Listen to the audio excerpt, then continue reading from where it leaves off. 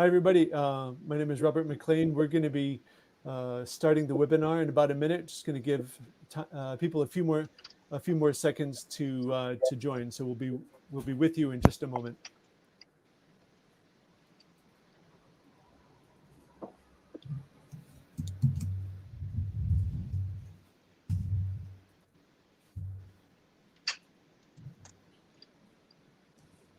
Okay, so hopefully that'll be enough time there. My name, as I said, is Robert McLean. I cover real estate for the website the Prime. It's a real pleasure to be back again with a fascinating group of prop tech entrepreneurs who have formed an alliance serving the needs of owners and managers of critical infrastructure. Together, they're making it possible to create a digital twin of huge complex structures such as runways, dams, and bridges. Digital twins, as many of you will know, are used in a variety of different fields, including the health sector, manufacturing, and machinery. The idea in this case is to have a digital model of major pieces of infrastructure in order to enable more efficient monitoring and maintenance. But it's also to help deal with the potential consequences in the case of some type of catastrophic failure. We've got two of the members of this alliance, Carl Pucci of EO59 and Martin Rapos of AKULAR. Hello. Hello. How are you guys doing? So, Martin, maybe we could start with you. You could tell me, or you could give us a bit of an idea of how your company AKULAR is using the power of what you guys focus on, which is augmented reality, to enable the better monitoring of pieces of critical infrastructure, and how you're able to help create a digital twin of these huge and very important structures. Yep. Thank you very much. Yeah, thanks, Robert, for the introduction. My name is Martin Rapos. I'm the CEO of Ocular. We started Ocular 4 years ago in the US, in Virginia, as a visualization company. And we started indeed with augmented reality, with AR. But over the years, we actually figured out that by being able to quickly convert any kind of 2D or 3D model into basically a computer game, if you will, because we are using Unity 3D, we can do a lot more than just visualize. We can actually visualize data, real-time data. We can help technicians do inspections. We can help with monitoring. We can help with safety and reducing risks by showing live data overlaid onto 3D models.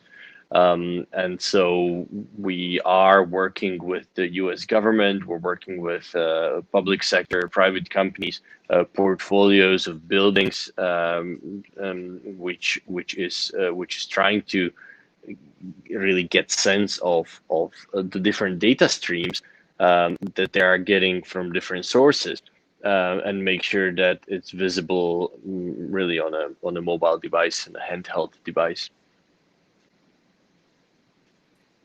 Great. Carl Pucci, why don't you explain right off the bat what EO59 is? You're based in Estonia, but I know you've just gotten back from the United States. What is it? How did you come to form your company, and how does it fit into this concept of the digital twin for critical infrastructure?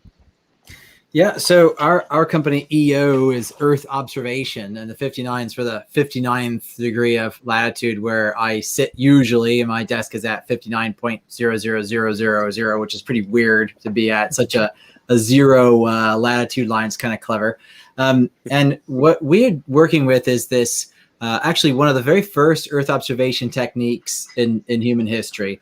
In 1964, before anyone even went to the moon, there was this invention of a system called synthetic aperture radar. And the idea was, oh my gosh, can we see at night and through the clouds? We're all familiar with Google Maps and the optical imagery that we see there all the time. Well, that doesn't work very well if it's cloudy or if it's dark. So military intelligence agencies got into this business of looking at the Earth with radar. And so America and the Soviet Union got into this crazy race, and the stories were pretty wild. Space stations with cannons on them, and nuclear-powered radar equipment, which crashed into the Canadian Arctic and polluted the world. You can Google Roarsat and find all kinds of weird. It's like a James Bond movie, right? And so my career was in government tech. And when I found out about this system, at first I was like, "That's crazy! I mean, there's no way. I mean, what is that, right?" And then I got more into it, and I realized, my God, the world around us is really in motion all the time. And that's something that I wasn't quite, aware of as a person who sits in a building. You don't feel like the building's moving, but actually all of our structures are moving constantly.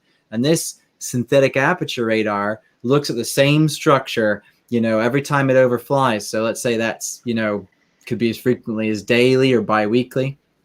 And it takes, a picture of your building, and then it compares the phase of the radar when it left the spacecraft and when it returns, and then can see this sub-wavelength motion. So that's actually millimeter deformation on a target, right?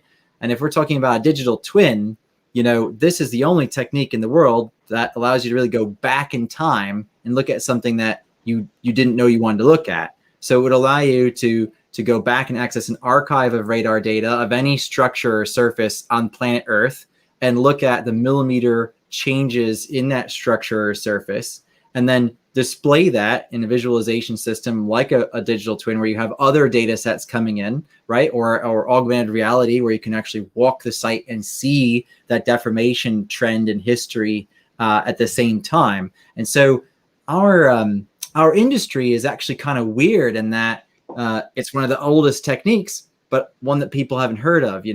Everyone's heard of GPS, but who's heard of InSAR, right?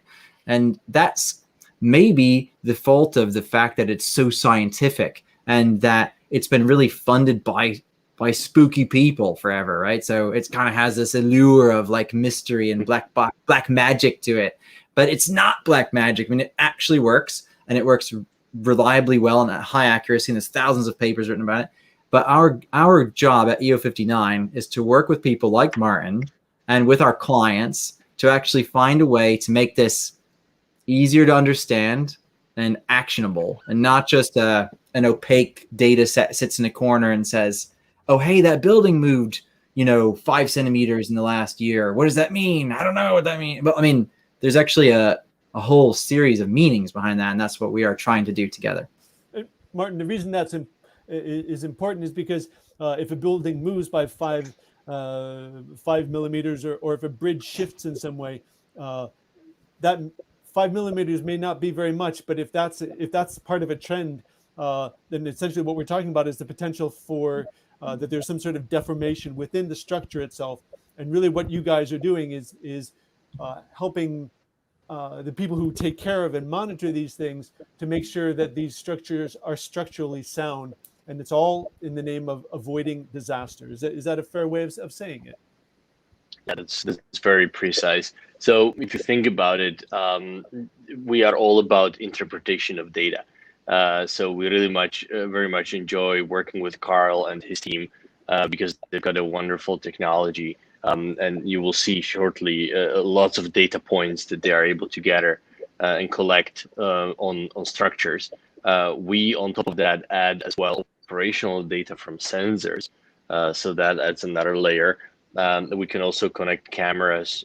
We can connect AI, which is then reading the camera imagery and is alerting to certain events that might be of interest operationally. And most importantly, we really are able to set up, alerts and visually allude to a certain event that is happening. So when you are an operation personnel, if you're responsible for running the facility, if you're responsible for coming and very quickly helping with something, an issue, an event which has occurred, you know where to go. So it's all about this spatial awareness, which we show the data in the context of the space of the digital twin, really. Okay. Carl, maybe you could just describe, how did you come to form, to become involved with AKULAR and to grow this into the type of alliance that you guys are now talking about forming? How did this happen? How did you guys meet? Well, we can thank the coronavirus for that. So some good things came from Yeah. the Corona experience. The European Union put together this, the EU hacks the virus hackathon. And, we were really focused on the infrastructure responding to coronavirus. Everyone's been focusing on the vaccinations and the testing and so on. That was really the core mission of that hackathon. But we were saying, my God, what about the hospitals, which are now completely overwhelmed? Are they structurally sound? And are they, how can we know that in a central way, across the European Union and investigate them quickly? So we did an assessment of a hospital, and then we worked together with AKULAR to put that into AR so that they could actually, walk up to the hospital in Central Europe and look at it in a camera feed and see which sections of the structure had moved, to which extent over what period of time. It was a rate of deformation. So we know which parts of the structure were weaker than others. And, unfortunately, I don't feel like very many people paid attention to the product that we created. And then all of a sudden there was, unfortunately, this earthquake in Croatia, which destroyed a Croatian hospital, which is a horrible tragedy in the middle of the crisis. And then suddenly there was an interest in the infrastructure that's responding to coronavirus. And I think that since Corona has played out to be much longer than a few months long, now we're into this, basically endless cycle of pandemic. That infrastructure is more and more critical to pay attention to. So that's how we started collaborating, and that's grown from there. Yep. And so from there, we started looking at different types of infrastructure that Carl and our partners from Schnabel Engineering and Synthetic have experience with. So we started working with airports, for instance. One example would be the Yeager Airport in West Virginia that we discussed in the previous webinar. So we're going to show you some of the data from that airport specifically, where it's a very peculiar situation where you got the runway, which is at the edge of a hill. There was been a landslide; it needed to be reinforced. So there's a lot of structural.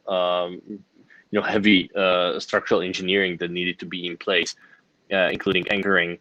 And so we are using both the satellite data and the augmented reality and digital twins, where we can actually put in sensors to the different anchors, which can read real time or even weekly data, and you can just inspect it remotely.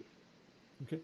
Martin, maybe you could explain what your system actually, what function it performs in this product that you guys are putting out. You're somewhere between an operating system and an user interface.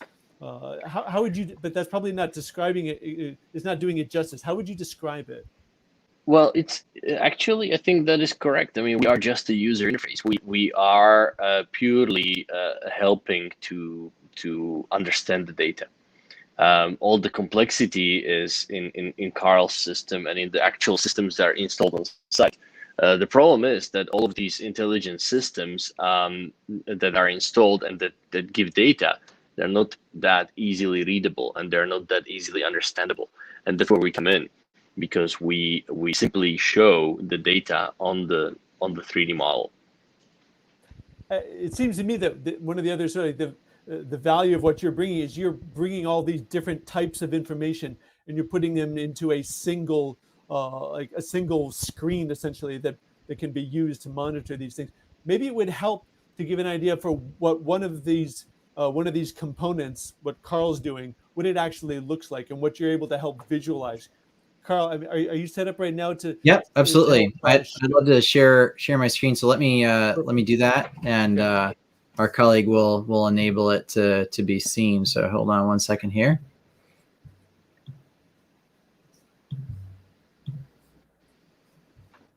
All right, Robert, can you see that? I can indeed.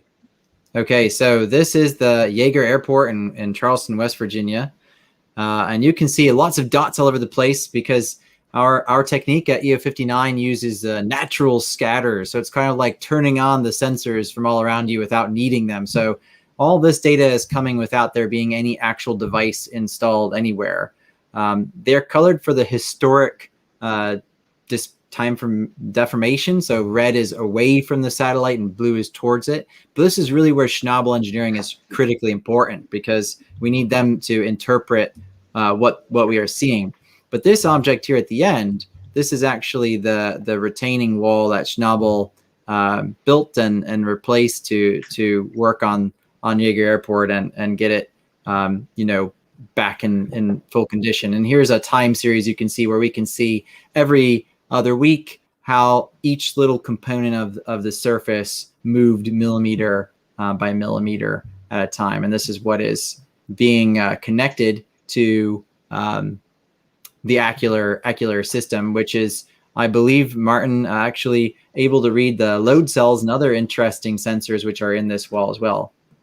So those Exactly. are all of those data points. Those are all natural data points. Those are not referring to any sensors that are actually that have been put in there. Is that That's right? right. That's all natural data. All natural data, like all natural chicken. Yeah, it's all natural, organic data that isn't coming from any particular sensor. It is the natural reflectivity of the Earth. Now there are some interesting devices that we can install called reflectors, which reflect back to the satellite, so you could see an area where, like this grassy area which has no reflection, that could be installed there. And that's something that we've developed with a QR code on it that can launch the Ocular application and actually anchor the augmented reality view, so that you can walk around using the InSAR reflector as a base point and inspect the site.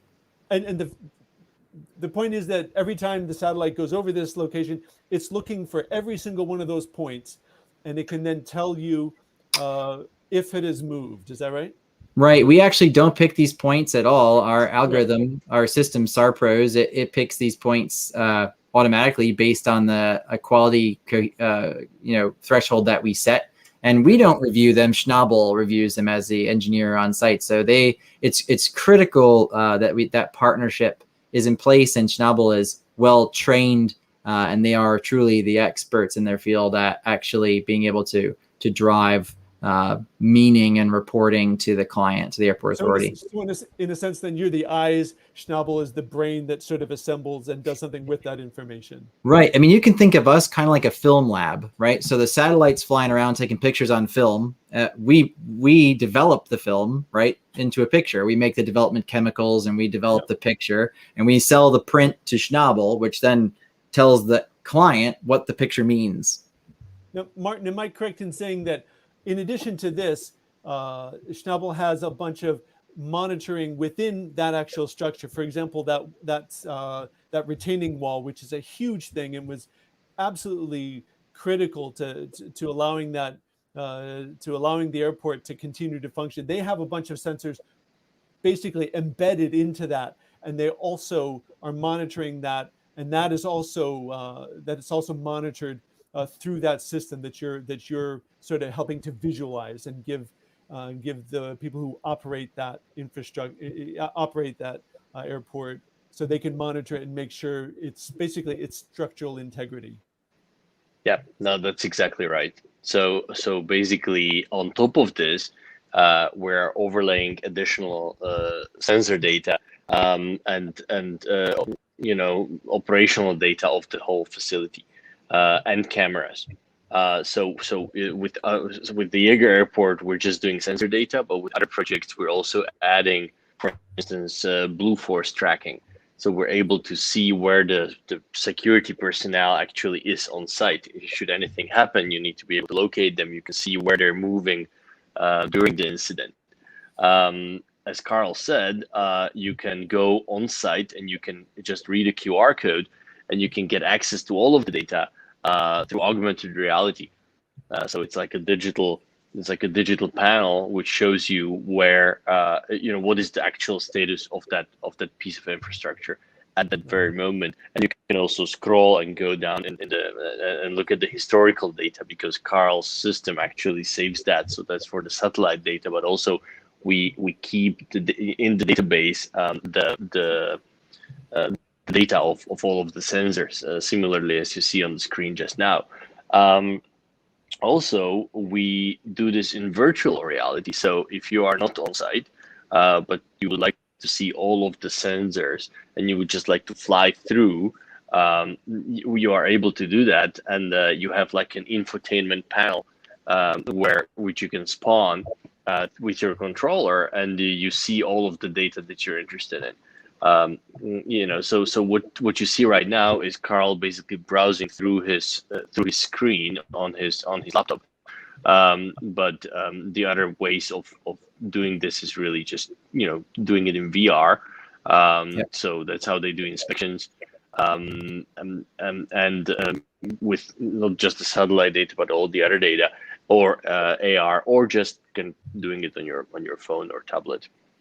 And just how important this is, I think, for anybody who doesn't know, am I correct in saying that this Jaeger had to go in and do all this because the original wall collapsed?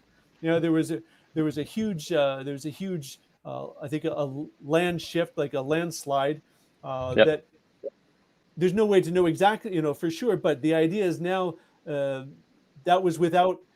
came as a surprise because it wasn't possible to predict it in the past. And the idea now is that while anything can happen at any time, usually these types of accidents or disasters happen for multiple reasons. There's several things that fall, but also there's so many different ways in which you guys are now monitoring that particular structure that should give a far better chance of anticipating and taking corrective measures.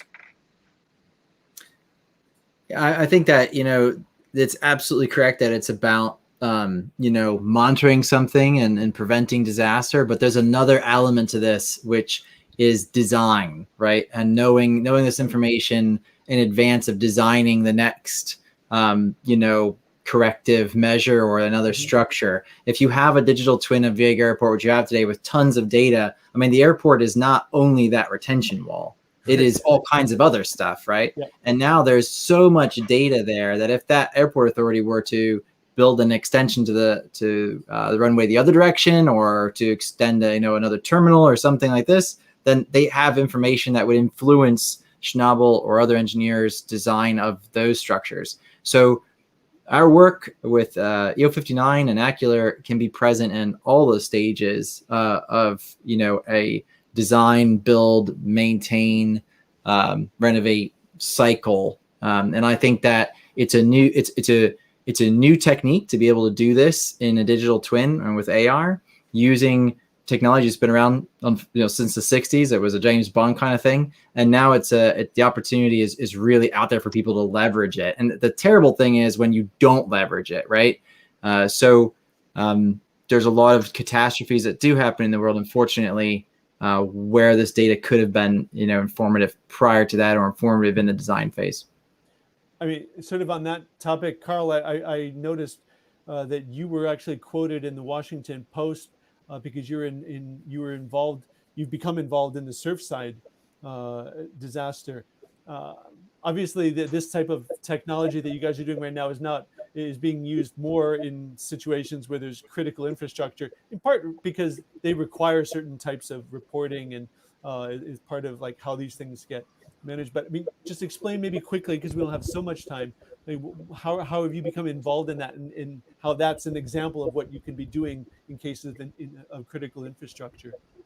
Well, large condo towers where there's hundreds of lives at risk, could be considered critical infrastructure on their own, and some definitions. So, in the case of the Champlain Tower South failure in Florida just recently, which is a horrific tragedy, we were contacted by the town shortly after the failure for information on what had happened to the structure prior to the failure. Right. So our case for being engaged was to help determine the cause of failure, and also to help them assess the neighboring structures.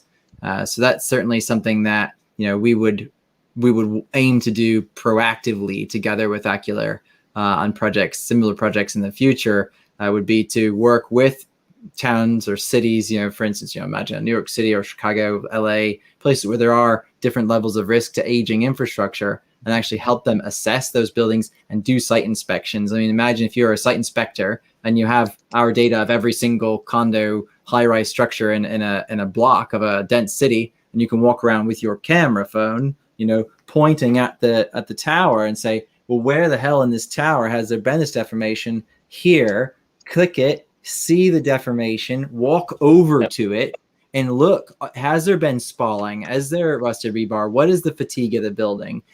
Because now instead of sitting at my laptop at Starbucks trying to figure out where the hell this red dot is or the arrow for the load on the structure, I can load up the Ocular app and see EO59's data on site. I should say, for anybody in the audience, we are open to questions. I think you can put it into the chat function. Martin, do you see that as a potential direction forward for you guys? And would you be looking to? It's probably not realistic to go building by building in terms of apartment buildings, but I could see this being something of a municipal mandate, something on the town level that could be in everybody's interest. Basically, is that realistic, or is that? Eventually. I think this is a longer shot.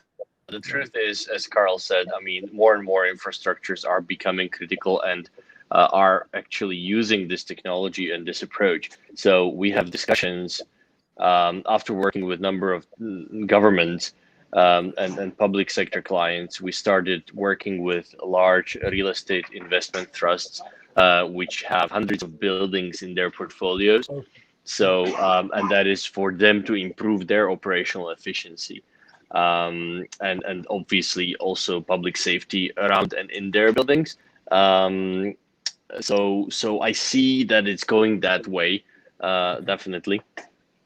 While we are waiting to get questions, I was actually, because I'm sorry, I had everything prepared on my phone to show from the augmented reality perspective, the airport and everything. But then we figured out that this tool doesn't support sharing from the phone. So, and there is no way to show AR on a computer. What I can do is I can show some of the deployments of AR that we've done to help engineering, to help inspections, to help basically understanding of the data and the structure itself. So let me just share my screen here.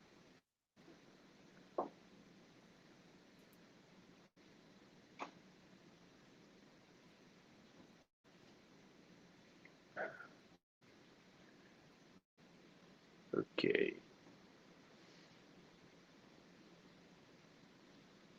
So this is something that we prepared for Expo in Dubai.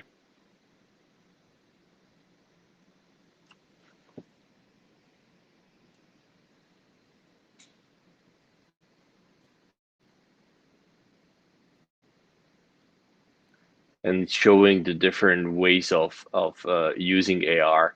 So basically, going through the interior, you are able to, once you have the 3D model, you are able to very quickly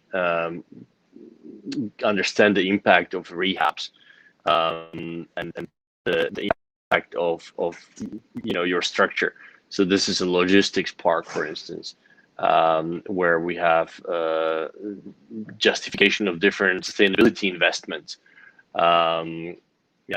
As an example. So what I'm showing is that it's really, as you are now able to digitize pretty much everything and very, very quickly and bring the cost down, it's not unrealistic that you can start using this technology and get the data and get the understanding of the data to your clients, to your tenants, to your stakeholders, and obviously, most importantly, for safety purposes. And so here is an example of a digital twin with an explosion, which is simulated here, and the impact of that explosion on the structural integrity of a refinery site, for instance. So that's another piece of critical infrastructure where we've used this technology.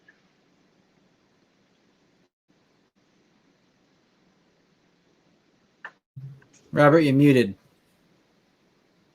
Sorry, I could see that being a very critical thing for first responders to have access to that type of information.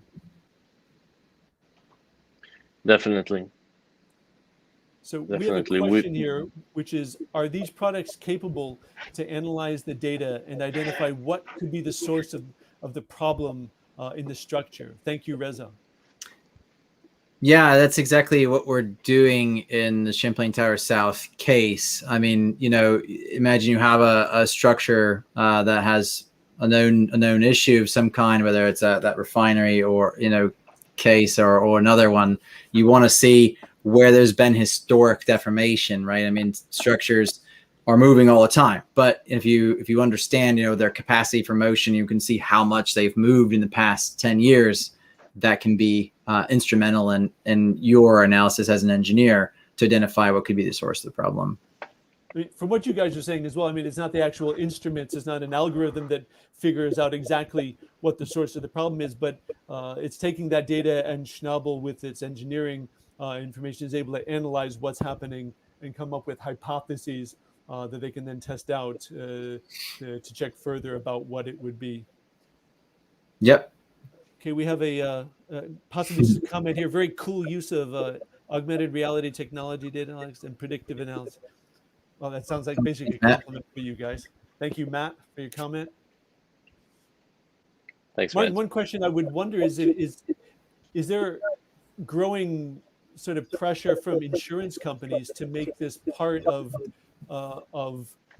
their policies? Are they starting to demand it or give better rates for structures that include this type of monitoring? Yeah, very much so. Especially where you have large portfolios of important assets, such as airports or ports or dams, and you are reaching the limits of the insurance, and you basically need to reduce those by assessing the risk better, and by taking precautions, and our way of basically turning every critical asset into a computer game and enabling the personnel to very quickly respond to an incident is reducing that risk. So yeah, we have discussions with a number of insurance companies on this. And also not just reducing the risk, but adequately pricing the risk, because a lot of knowing the risk. Yeah, and if you're going to invest in a structure, you might want to know how much the thing's moved. Like Millennium Tower in San Francisco is like falling over. I mean, so it's an interesting proposition to a large scale investor or insurer. Well, certainly, because an insurer, the fewer unknowns there are out there, the better, the more accurately, the more efficiently they can calculate and cover or underwrite that particular risk. So. Yep, it's a innovation is tricky, and it's a process and painful one at that. Insurers are very used to getting oodles of data for 20 cents a structure or something. So there is a method to going together with our companies and discussing and learning and figuring out how to fit these economic models, and doing things differently is not just a plug and play activity like a Lego block. I mean, it does take time. And I think that is really one of the specialties of our companies. There's a lot of businesses offering these services, but how do you think? How do you approach those problems? Do we understand the issues that our clients really are facing and implementing this and understanding it? I think that's our strength.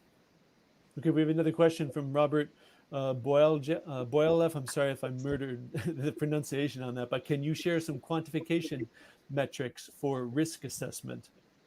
Is someone going to have a crack at that one?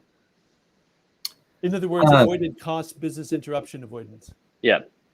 So not holistically, we are at the beginning of the conversations with the insurers, and we do have some analysis. I'll give just one example to speak for all. When we were testing this on a search and rescue operation in a stadium where we would have a complete digital twin with live sensors and visibility of people movement, we were able to improve the time of a standard search and rescue from 10 minutes to 2.5 minutes, right? So that can give you just an example, really, on how just visibility of what's going on. Such a small thing, you would think, right? But that interactivity, that visibility empowers you to reduce the time by order of magnitude. And that can be applied to different scenarios, such as, avoiding interruption time and cost, and being able to quickly fix something if there's an incident, critical incident, being able to respond, being able to predict it even. So there's wide variety of things that you can do, and we are really just assisting this. As Carl said, a lot of companies are offering lots of services in this space, but nobody has really figured out yet how to make everything digital and accessible and have the right information accessible at the right time. So we're just doing our little part in that. And I think in the next couple of decades, we will see a lot more of this. It's a little part with a big impact. I mean, think about if you could see how much a bridge deformed without having to close traffic on the bridge and then actually install sensors, right? And closing traffic to a large structure going into a major city can cost an economy a fortune. Or shutting down an airport to repair a runway. I mean, the cost of operations for the airport is humongous. But I can give you a specific example. We have a client that's a large dam. They are dewatering the reservoir in the dam. And by dewatering the reservoir, the houses built around the sides are moving, right? And they moved each time the reservoir is dewatered. Well, these homeowners would love it if you'd buy their houses. Each one of those houses is worth $5 million. Well, if the operator of the dam can say, well, I mean, your house has not moved, man. I mean, I could see it from this satellite. It's not moving. I'm not buying your house. So they literally have saved a fortune from having to not buy all this property, and not have to do inspections and actually look at foundations because they can see all the deformation of all those structures from their laptop. We had another question there. Excellent application. How does the pricing model work? So that's really cutting down to the core of things, isn't it? Yep. So from our standpoint, it's really per square foot for the digitization of the asset. If the asset is already digitized, that brings the price down and the time to actually create the digital twin down. And then there is a maintenance fee depending on the number of integrations and the number of data that you are streaming to our cloud and to your mobile application, really. And for InSAR data, it's similar. Our pricing is decided on the size of the target that we're looking at, the complexity of what you're trying to see. And we really have two prices. We have this price to go back in time, and then this forward monitoring of an asset. And that is something that we really decide in close conversation with intermediary engineering firm, typically about what is the goal of that observation, what is it we're trying to achieve, what is the right satellite for the job. And that's something that we do in conversation. Right. Okay, that's great stuff. We have another one. Comment from Alan. This compilation of data helps stakeholders with cognition of the very complicated systems, often making prioritization of decision making easier. That's it. Thank you, Alan, for that. Yeah. I think it's important to say that there's other people, there's other like components for this system. There's also Tim Brewer, who works at Synthetic, who's able to bring expertise in potential for example, explosions that could happen within a particular structure. Their know-how is understanding essentially the physics of an explosion and the impact that would have on the given structure. So that again is planning for a worst case scenario. But also, Carl, as you were saying, potentially helping in the design of structures to make sure they're built to withstand that type of an event.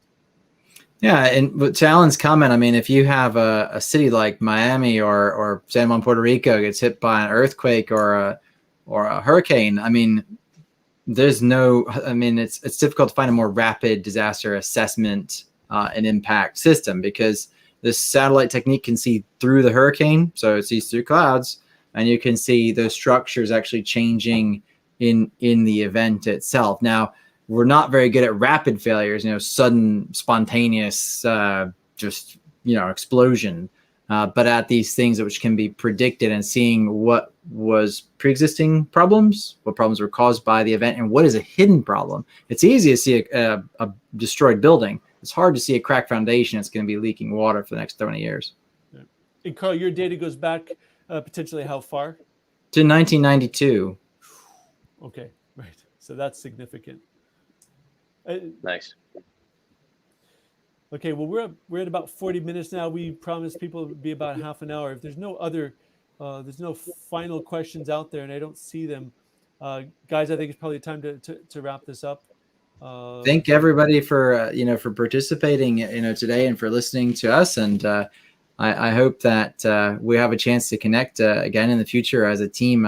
Martin, thank you very much for having us, and Robert for being such a fantastic host. I think this is very, very, very informative for all of our user groups. Great. And anybody interested, I assume, Martin, they can contact you or Carl, Yep. either of them, if you have further, if you'd like to take this offline or have subsequent discussions. They're both of them are very open to that. LinkedIn. There you go. Exactly. Okay. Great. Thanks a lot, guys. Martin, Carl. Thank you very much. To you guys. Okay. So, Take care, everyone. Thank you.